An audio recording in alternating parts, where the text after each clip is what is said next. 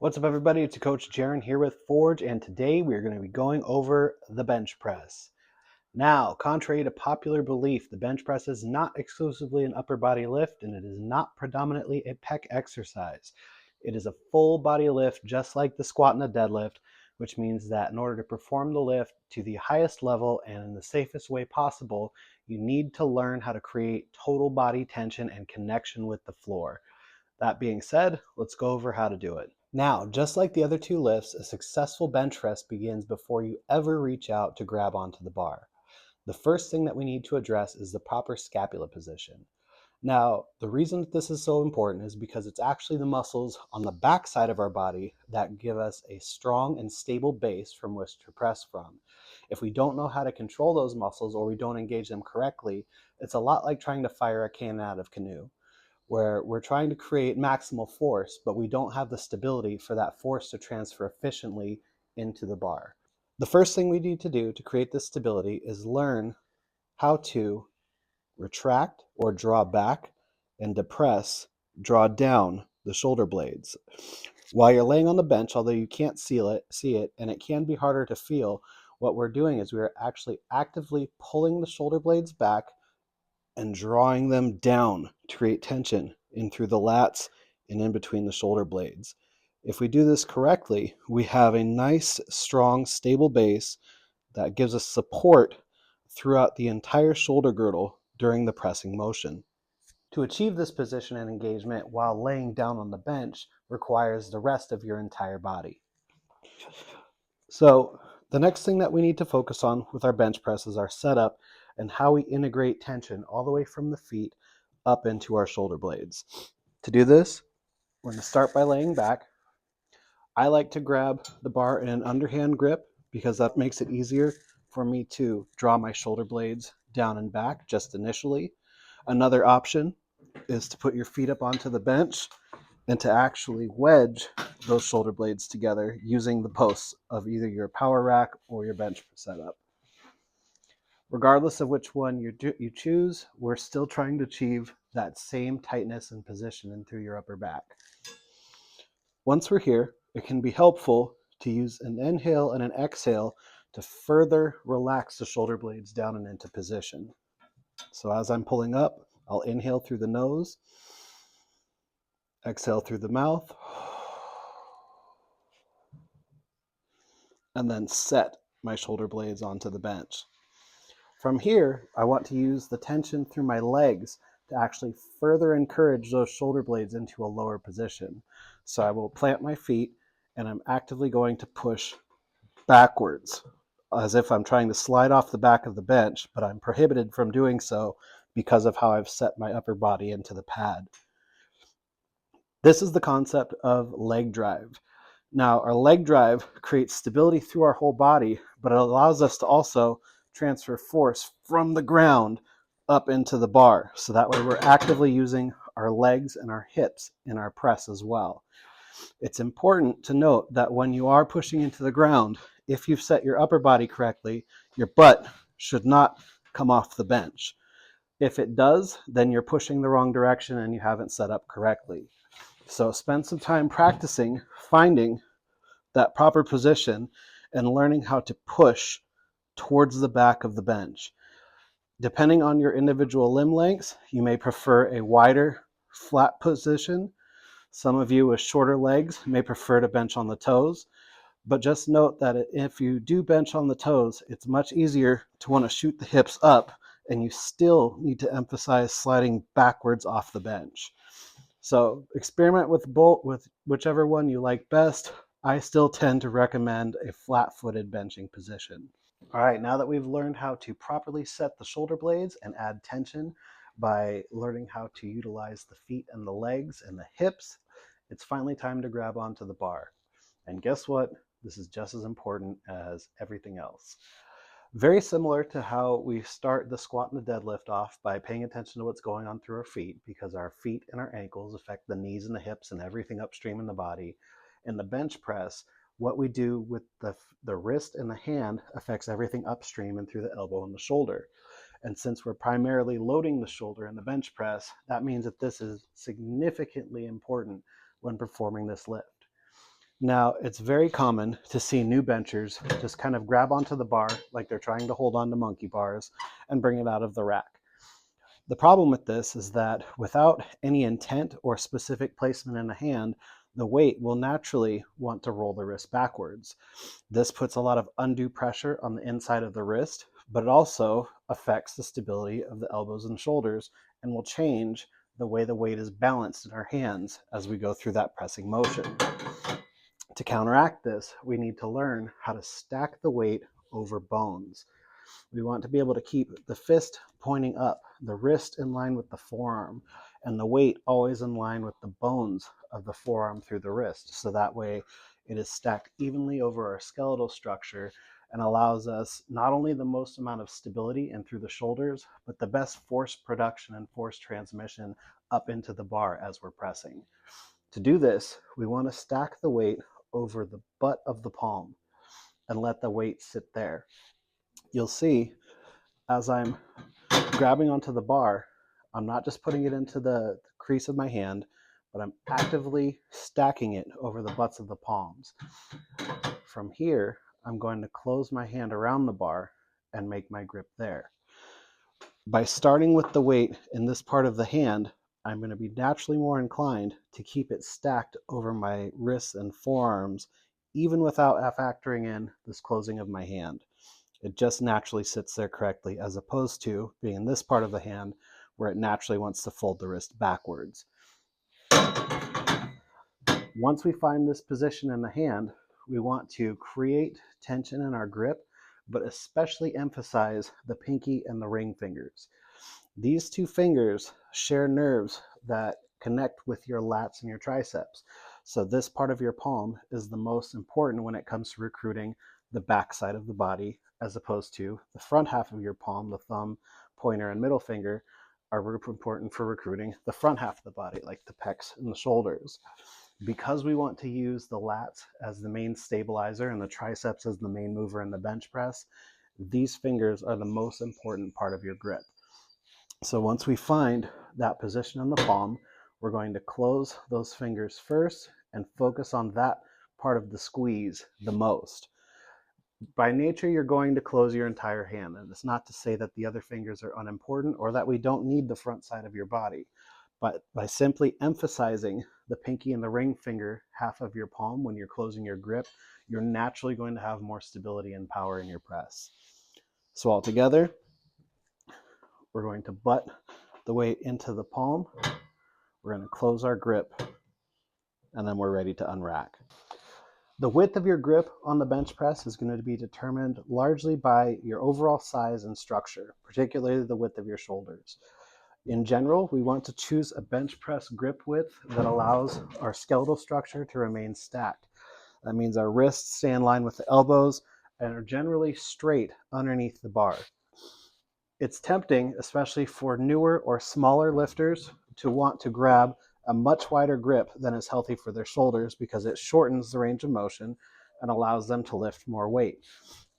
The problem with this is the wider grip bench press places a significantly larger amount of strain on the shoulders, and over time, as you accumulate reps and time under the bar, or as your lifts come up and the weights you're lifting increase, the amount of damage on the shoulders from that position will accumulate and will most likely cause either an injury or some kind of an aggravation to your shoulder.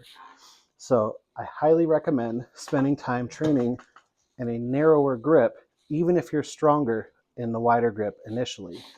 As you do this, you'll develop more muscle mass in the places where we want it, such as your lats and especially your triceps.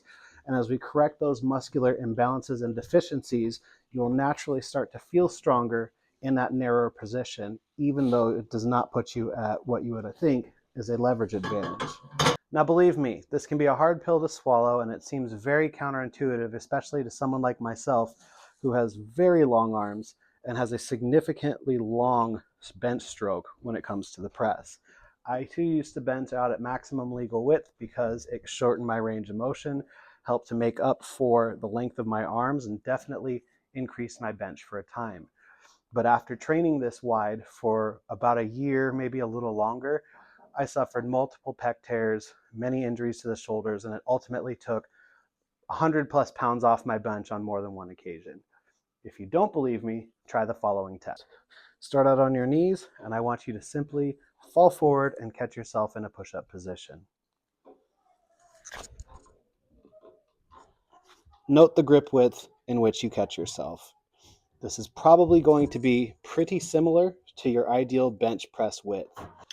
If you're afraid of smashing yourself in the face and don't want to fall in a wide grip, like myself, try dropping down into doing a few push-ups. Notice how they feel in that position versus significantly wider. Which grip or which width of your hands feels more stable? Which one gives you the most power off the bottom of the push-up?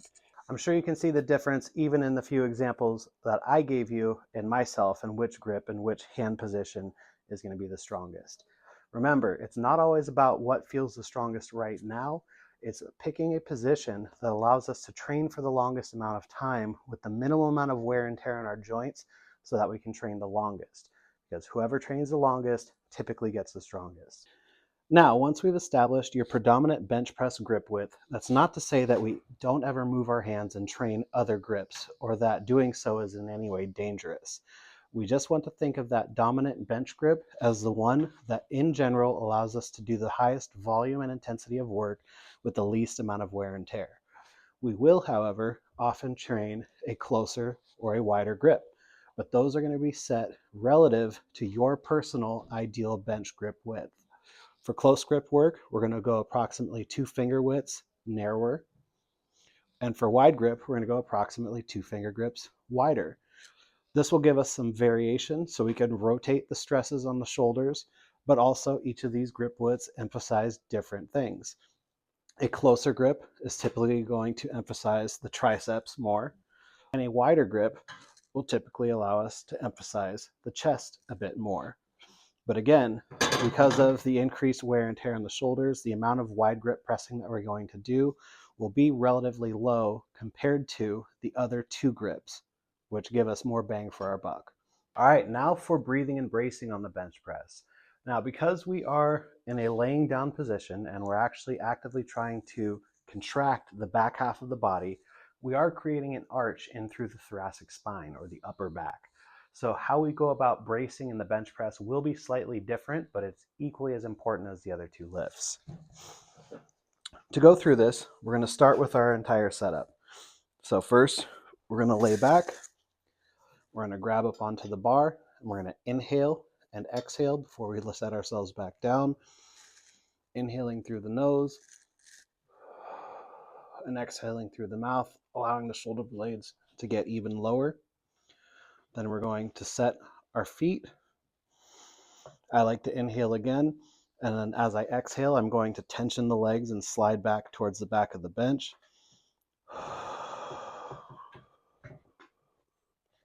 To get the shoulder blades even lower and create tension in through the back side of the shoulders. And then now it's time to use our breath to address the ribs. Now your ribs are not going to drop to the same extent as they do on the squat or the deadlift. Here we're going to use that exhale to kind of bring them in line and actually allow the hips to sit in a neutral position, because you'll notice a tendency for your lower back to arch, and we don't want the pressure there. So we'll inhale again and exhale with that push. But I want you to think about squeezing your glutes and allowing the front side of your pelvis to relax while maintaining that tension in through the legs. Once we have this, we're going to inflate, but we want to think about holding some of that air more in the upper part of our chest, and yes, down into the belly, but to lesser extent as on the other two lifts. So I'm going to inhale and flex. So I'm using my entire torso, obliques, abdominals to connect the glutes and the shoulders via the lats. So I'll go through that breath cycle one more time.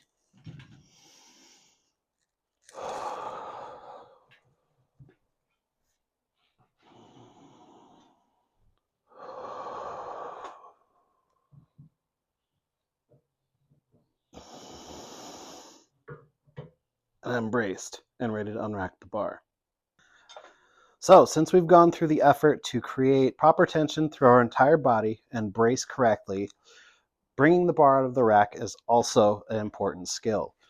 You'll notice with many new benchers, and maybe this is you as well, the tendency is to press the bar out of the rack, bring it out into position. But you'll notice that by doing so, I lose all of that position and tightness that I had gained through my proper setup. And this puts me in a completely unstable position when it comes to lowering the bar or completing reps.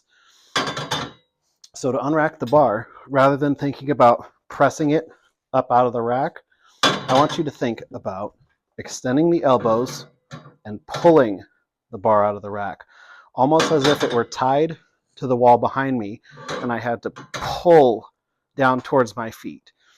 You'll notice that by doing so, we maintain tension in through the lats, and you'll naturally carry the bar in a stronger and safer position.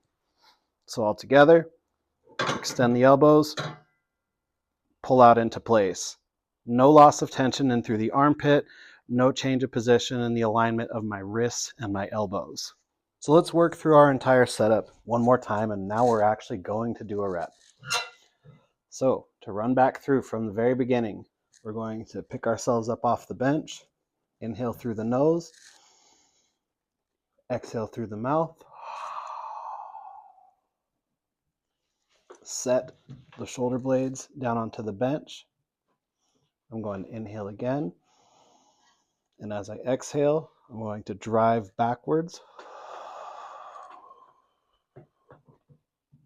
like I'm trying to come off the back of the bench. Exhale till the hips are neutral, and inflate. I'm going to set the bar into the butt of my palm and then emphasize the pinky and ring fingers of my grip. To unrack, extend the elbow, pull the bar out into place. Now, since we've done all of these things so well, we should be able to just lower the bar pretty much straight down. You'll notice at the bottom of the press, my elbows and wrists are still in proper alignment. My back is tight. I feel tension in through the lats and the triceps, and I haven't lost any tension through the rest of my body or let the bar collapse down into my sternum. From here, we'll pause until the bar is completely stopped and in control, and to press, drive up off the chest, emphasizing the extension of the elbows. Tight, press. Tight, press. When we're finished, we then control the bar back to the racks. You never want to panic and start aiming for the hooks, because inevitably gravity will win and you'll either clip the hooks and drop it on your throat, or you'll get out of groove and the bar will just fall. So always treat every rep as if it begins and ends in that strong position. With our bench press, our standard press, how we're going to train it is always paused. This is how you do a bench press in a competition, but it's also a good habit to get into because that pause will teach you control at the bottom of the lift, and you'll learn how to build strength off of the bottom, which is where most people are the weakest. We never want to get in the habit of trying to bounce the bar off of our chest. Bad habit, unsafe, makes you look weak.